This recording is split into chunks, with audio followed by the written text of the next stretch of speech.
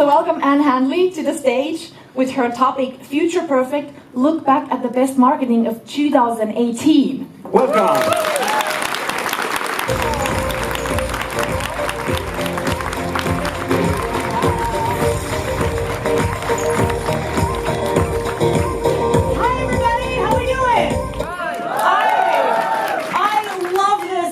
Already. I love everybody. I love you guys. This is amazing. I am so honored to be here, so happy to be here. I am still obsessed with Abby. Isn't that obvious?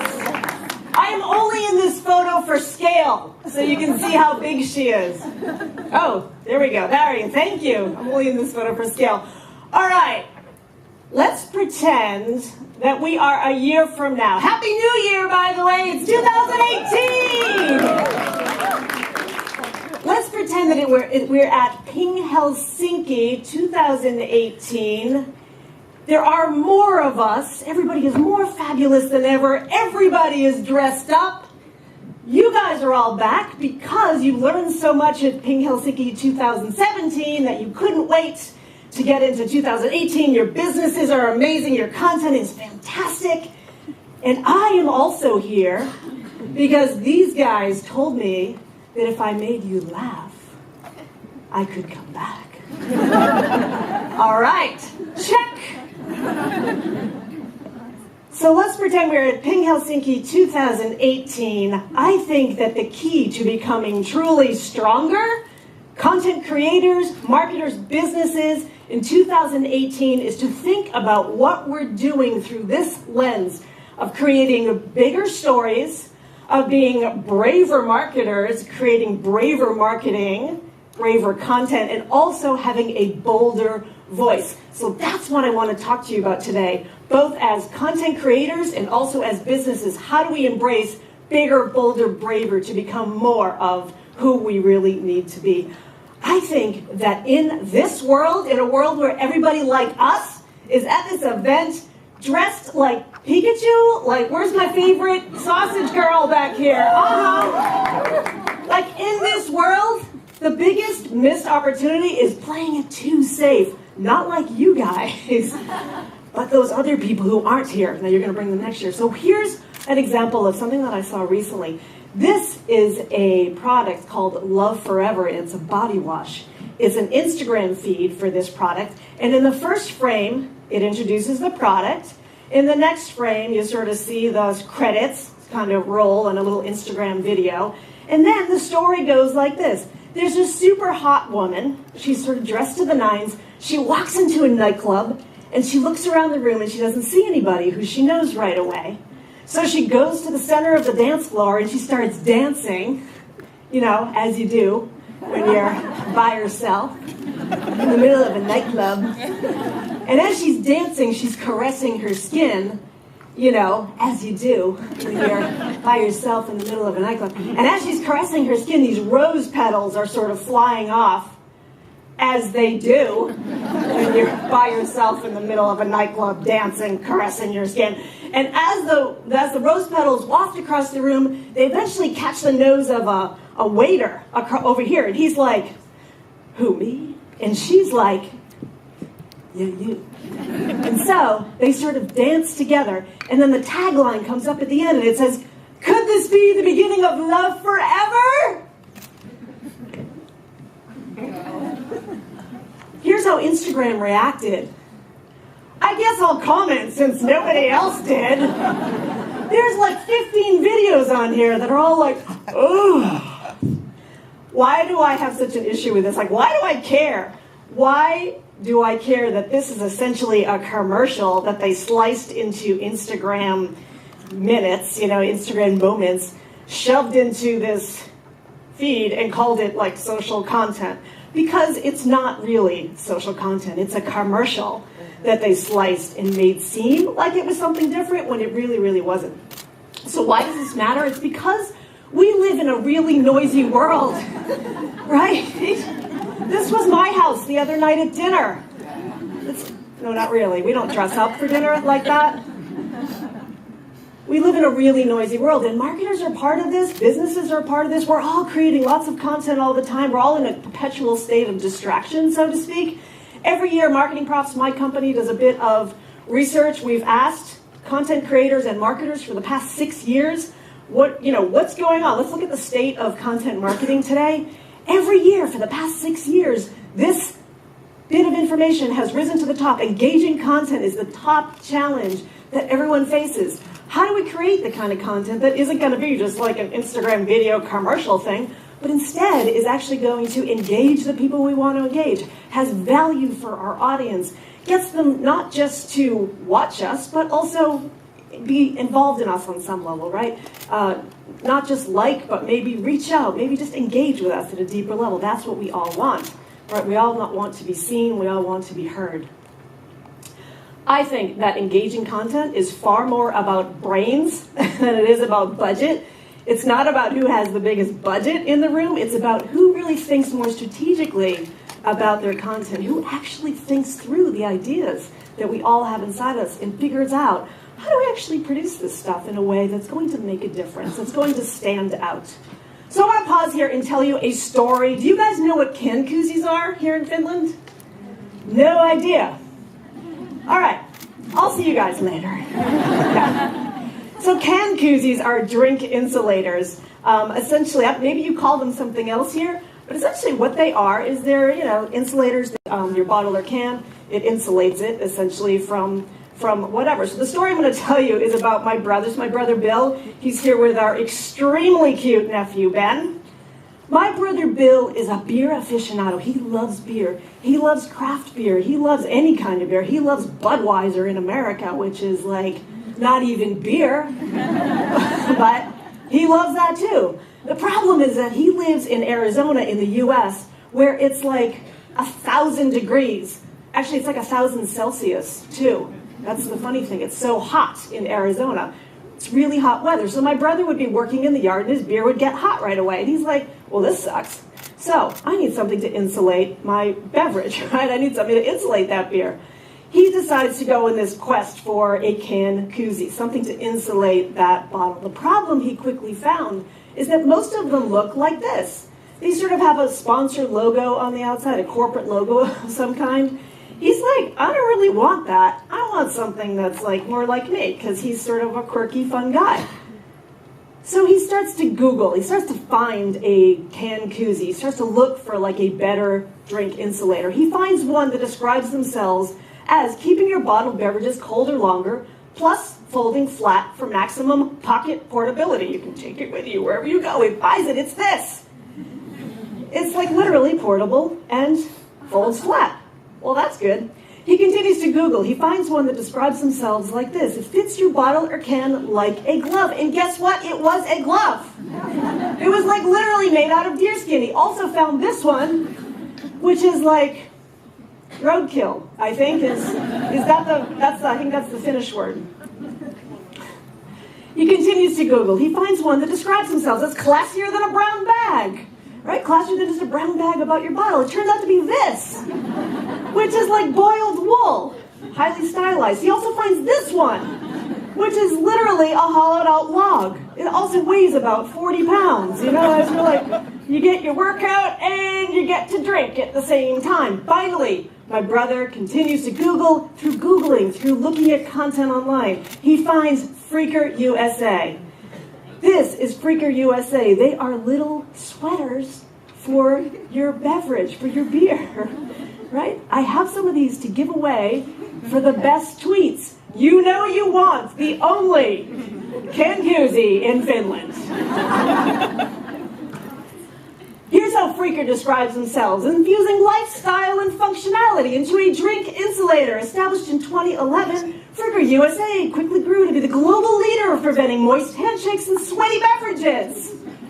They aren't just selling you their fit everything product, they're giving you an invitation to their party. A starter kit for a new lifestyle. The Freaker is the background music to a never-ending journey. Doesn't that sound different? It's incredibly different. They're telling a different story about a product that's pretty pedestrian, right? That's pretty boring, really, when you think about it. They carry this sort of story across everything that they do. all across their website, their social channels, every piece that a customer interacts with. Here's how they describe their president. All right, this guy is like the corner office president. We kidnapped and trafficked Michael Barr to North Carolina from his ancestral motherland of Minnesota, forcing him into presidency. He's the Viagra to our performance anxiety. Like, think about that. Could you ever describe your boss, your CEO, your client as the Viagra to your performance anxiety? Like, that's some crazy shit, right? So I called up Freaker, and I was like, what? And they said, I know, right? Lauren Kirkowskis, who functions as their director of marketing, said, when you sell a product that most people get free at trade shows, your story is the start of the thing that sets you apart. Your story is the start of the thing that sets you apart. It's such a powerful way to think about your marketing, about how you're communicating with the people you are trying to reach. Freaker is absolutely bigger, braver, and bolder. They are telling a bigger story. They're not talking about the sort of functionality of that drink insulator. They're telling you it's a starter kit for a new lifestyle. They're putting their product in a bigger context. They're also braver, right? The whole line about being the Viagra to someone's performance anxiety, you know, that's a brave line. It's very bold, too. They're recognizable. If you were to cover up the logo on the Freaker website, any graphics, any visual identifiers, they don't sound like anybody else. They sound different. So you would recognize them just through their voice. I think about great marketing like this. I think great marketing is this stuff over here. You know, this is like the stuff that we sort of see, that everybody will notice. But I think it takes some, like guts, we say in the US, right? Like courage. It takes something to really inside yourself to say, like, we are going to do something different. We may risk offending people, but we are going to really connect with the people we really want to connect with. All right, so how do we do this? You guys don't sell little sweaters for your beverages. How do you actually do this? The first is to think through that bigger context. My favorite, and everything really starts with your story, right? Always think about starting from your story. I know we are here talking about influencer marketing, but influencer marketing is really just one piece of it. Ultimately, you know, that's the way that you're communicating, but really at the heart of it is your story, right? What is your story? Here's an example of something I saw recently. I was driving down the road. I saw the Hut on the side of the road. You guys have Pizza Hut? Yeah. Underneath it said, I know you have pizza because it's in the name. This is not a bigger story. This is corporate-centric messaging. This is the stuff like when you go into a boardroom, they're like, you know what we should do? We should say we have pizza. We should put that in our marketing so people know we have pizza. You don't want that. You want to tell a bigger story. You want to put yourself, your business, your content in the context of what people care about, right? Don't talk about yourself. Tell me why you matter to me. And then use that bigger story to convert more people into your tribe or into your community. Or we say in the US, into your squad, right? Like I have a teenage daughter who calls her friend group is her squad. Right, and so they always have squad goals. Like when they go out somewhere, it's like hashtag squad goals. You guys are laughing. You know exactly what that is, right? Okay, good. I'm not nuts up here. She's talking about things we don't know anything about. She's talking about koozies. She's talking about squad goals. What the hell? Where did you find her? My favorite company who really does this well, who tells a bigger story, is Blue Bottle Coffee. Blue Bottle Coffee is not the Starbucks in the US. They are sort of the anti-Starbucks. There's only a couple of Blue Bottle Coffees. They're based out in Oakland, California. I had sort of seen Blue Bottle Coffee a number of times when I had been to California on business, but I had never gone there because there's always a line of people. There's always a line, like a queue outside of their shops. And I was like, I'm not going to stand in line to get a cup of coffee and go over there to Starbucks. What really caught my attention, though, is when I happened to notice that Blue Bottle Coffee had produced a class on Skillshare. Skillshare is an online learning platform. You can go there to learn about anything from wedding calligraphy to flower arranging to email marketing. And I had noticed that Blue Bottle Coffee had put together a class on there, and it was called How to Brew an Amazing Cup of Coffee. It was an hour-long class, you guys.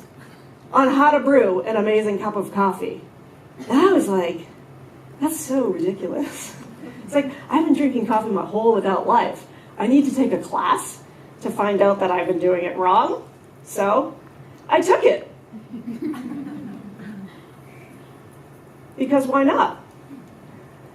This thing got super, super tactical, you guys. Like, first, like, you go grind your beans. There's like 2 minutes on that. Then you select your ingredients for another 8 minutes. Then you brew your coffee for 12 minutes.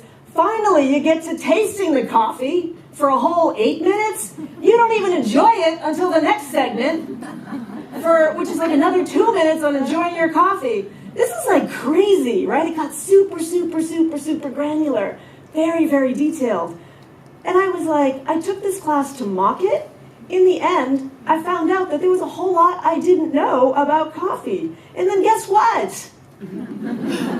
Like, I became a Blue Bottle subscriber. I was like all in on Blue Bottle coffee. Because I'm like, I know the difference between burr grinding and blade grinding now. I somehow am in the know. This stuff is $19 a pound. Which is like, how much would that be? I don't even know over here. It's perfect fine for 250 of this coffee. A lot is what I'm hearing. Yeah, is that right? Coffee is fine. Okay. It's expensive, but there was free shipping, so that was like. So why do I love this so much from a content marketing point of view? It's because here's the bigger lesson that I think we can all tease out of this. They offered me deep value, and as a result, made me a smarter customer. They sort of carried me along with them. It wasn't about Blue Bottle coffee. Instead, it was about making me smarter. It was about elevating my level. At the same time, they used their internal influencer. This Michael Phillips was a 2010 world champion barista.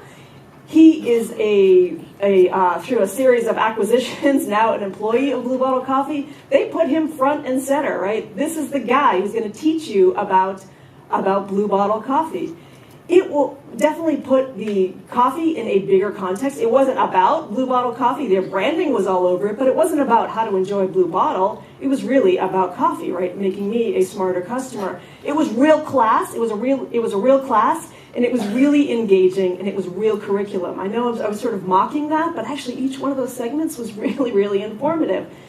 The idea of training as marketing, how do you elevate the people you are trying to reach? How do you sort of bring them along with you? How do you educate them?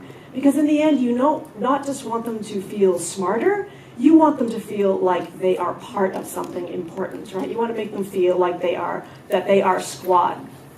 The source of squad is having this sort of what I call extreme empathy for the folks you are trying to reach. Not just sort of garden variety empathy, not just sort of everyday empathy, but like having a really deep understanding of the people you are trying to reach, the people you want to talk to. And how do you actually help them? How do you sort of bring them along with you? Plum Organics, a company based in California, does an amazing job of this with extreme empathy. It is a company run by parents, so they sort of already know a little bit about parenting, about millennial parents, about modern parenting. What does that look like? But they took it a next step further. They went even deeper. They connected with a woman named Esther Perel, who's a psychotherapist, to study what is the effect of modern parenting these days. Like, what's sort of, the state of modern parenting? What are parents worried about? What do they love? What do they hate? One of the things that came out of this research was this stat that 70% of modern parents feel guilty when they're away from their child for a night out. And so they were like, we should do something about this. We should make parents feel less guilty. So they launched a site called doyourpartner.com. Doyourpartner.com. With the idea to reconnect parents to one another. So on this site, you will find all kinds of information about doing your partner. So they have lots of advice for date nights on there, lots of information for modern parents, which left Esther going like, guys, what the heck does this have to do with baby food? Why is a baby food company talking about sex? Well, let me point it out for you. Let me draw that line. More sex means happier parents who have more kids, wait for it, who eat more baby food, which is like, like, wow! This horrid baby food marketing. Like the Gerber baby just had like an aneurysm, what? Crazy. They connected with influencers to get this message out there for them. This is not a one-off though. This whole site, Do Your Partner, is not a one-off for them, because their story that they tell over and over and over again in many, many different ways is Parenting Unfiltered, a look at the real lives of modern parents. So nothing that they do is one-off. It's all part of this bigger story. As brands, as individuals even, we're taught to, or we're told to participate in the conversation, like be part of the conversation. I don't think that's what the smartest companies do. They're not part of the conversation. They're actually leading the conversation. So how do you lead, right? How do you actually lead your company forward? And by the way, fake empathy, if you don't have that real empathy, fake empathy is worse than no empathy. In the US, there's been a number of situations recently with airlines, right? Terrible situation with United in which, a guy was hauled off against his will, really ugly situation. Another situation happened 2 weeks ago with American Airlines, in which there was sort of more bad behavior on this. But look at the apology here. Actions of our team members captured do not appear to reflect patience or empathy, right? I don't think that's really what he's talking about. If you've flown on an airline, you know that most airlines have zero empathy, right? Except for Finnair.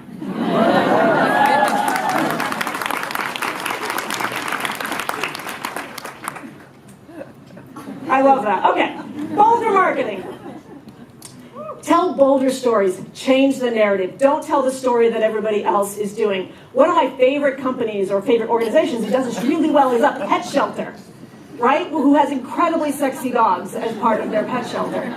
I love this example so much because a pushback I get from a lot of companies all the time is, we don't have budget for that. We can't do that. Content's expensive. These guys are a pet shelter. They have no budget. Their budget is like this big, right? It's tiny. It's small.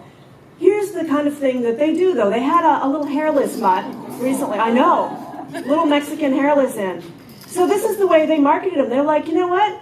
This guy, I know he doesn't look like a traditional furry animal, but think of all the bald people who are not scary. Sean Connery is not scary. Nikki, not scary. You know who's scary?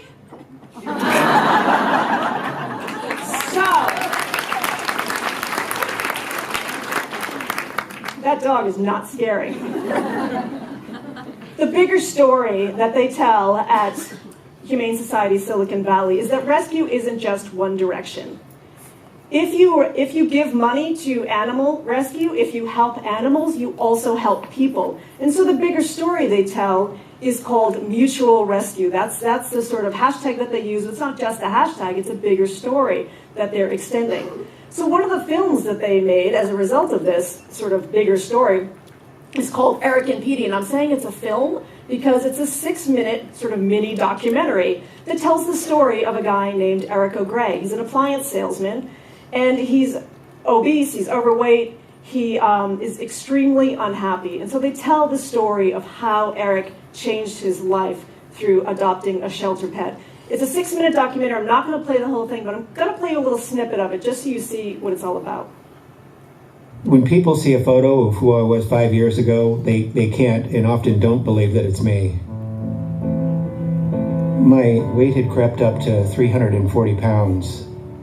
My blood pressure was through the roof, super high cholesterol. I had type 2 diabetes, and I was taking over $1,000 worth of medications a month. And I just felt really uncomfortable around other people. I became separated from society, and I just stopped living. I went on a business trip. You know how small airplane seats are. I could barely squeeze into one, and basically I'd spill over both sides. They had to delay the flight because they didn't have a seatbelt extension that would fit me. There was a gentleman next to me, and he just looked in complete disgust, and he looked at me and he goes, "I'm gonna miss my connection because you're too fat." That really was my bottom point. That's the point that I really decided that, I'm either gonna die or I have to do something. I looked in the phone book and I found a nutritionist near me. One of the first things that she asked me to do was to go adopt a shelter dog. It would force me to go outside. It would force me to become more socially interactive. So I went to the local shelter, and I remember telling the lady I would like an obese, middle-aged dog so that I would have something in common with him. And when I walked into the room, we both looked at each other with like a look of, really? So awesome, right? Really? I love that so much. This thing went crazy for them. It came out just a year ago in April, 75 million views to date, 500,000 shares. But that actually wasn't the goal of this. The goal was actually just to tease more mutual rescue stories out so that the Humane Society of Silicon Valley could tell those stories in various ways. They weren't always going to make a film about it, but they were going to just tell their stories on their blog or through Instagram or any other way that they possibly could. They found such success with this that they decided to put up a site called Mutual Rescue, in which you can now still go today, submit your story, tell them your story about how your dog, your cat, your creature has helped you, right? So it's continuing to sort of pay back, right? They're looking to build more and more momentum around this sort of bigger story. It's an important reminder to always, for the brands in the room, for the companies in the room, if you think that your story, you don't know where to start with your story, make your customer the hero of your story. Let them tell their stories. That's your story too. That's how you touch them. So make your customer the hero of your story.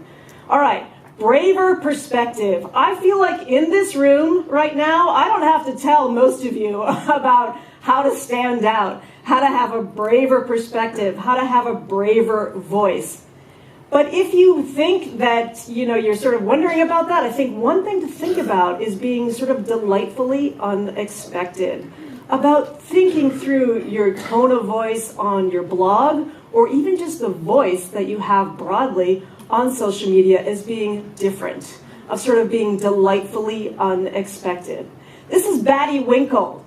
Anybody know Batty Winkle? Yeah? Fantastic. Her real name is Helen Edna Van Winkle. She is 89 years old next month. She became the sort of internet sensation when much younger, when she was 85, because her great-granddaughter helped her start an Instagram account, and she did it by wearing this shirt, by sort of putting on her great-granddaughter's shirt, be a slut, do whatever you want, right? Batty Winkle is all in on this, like not sounding like everybody else, being delightfully unexpected. Her Instagram has 3 million followers. She's crazy, this stuff. She is making bank with corporate sponsorships, too. She is a longtime partner for Smirnoff Vodka, of course. She also does a bunch of work with Warner Brothers. She was promoting Going in Style, a movie that came out earlier this month from Warner Brothers. So she's like, just by being delightfully unexpected, just by being herself, just not sounding like every other 85, 89-year-old grandmother out there, right? She is just leaning into it and like figuring out, how do I actually sound different? How do I break through? Chubbies is another company. I absolutely love this company. Anybody here know Chubbies? That's a zero. No one knows Chubbies. Chubbies, American company, they sell short shorts for men. That's why they're called Chubbies. There's a lot of things that I love about what Chubbies does. One of the things, though, is that they practice what I call the rule of fit swibis. It's finding interesting ways to say boring stuff. Fit swibis. It's a word I made up. Someone actually came up to me after a talk once and was like, what was that word again? I'm going to Google that. I'm like, you can't, because I made that word up. So the rule of fit swibis means finding interesting ways to say boring stuff. Like, most of us have like mailing lists or like subscribe buttons. They don't just say subscribe. They say mailing list awesomeness, boom shakalaka. Talk to an actual human, or share if you hate pants. They're like, you hate pants? We hate pants too. So when you walk into stores or restaurants or hotels like this one, and they're like, follow us on Twitter, friend us on Facebook, tell me why. Give me that shared mindset. Tell me your bigger story, even at every opportunity you have. Like About Us pages or landing pages. All of these things are all places to think about. How do we actually use those small opportunities to tell our story more? Even email confirmation pages. My friends at Freaker, when you sign up for their email newsletter, here's what it says. If you receive this email by a whoopsie, simply delete it. We won't haunt you with a subscription to our ass-kicking newsletter. You won't be delivered weekly sales and giveaways, and you will never know love.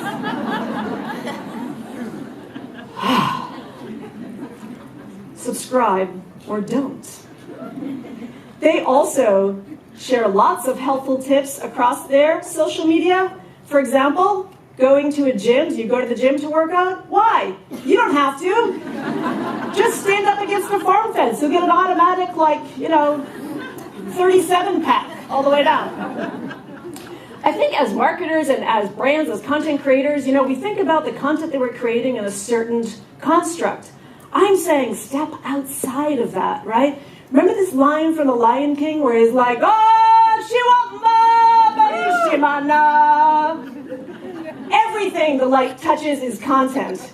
Everything your customer interacts with, everything you guys are producing, every little thing is content. It's not just the stuff that we think of. It's everything that's out there.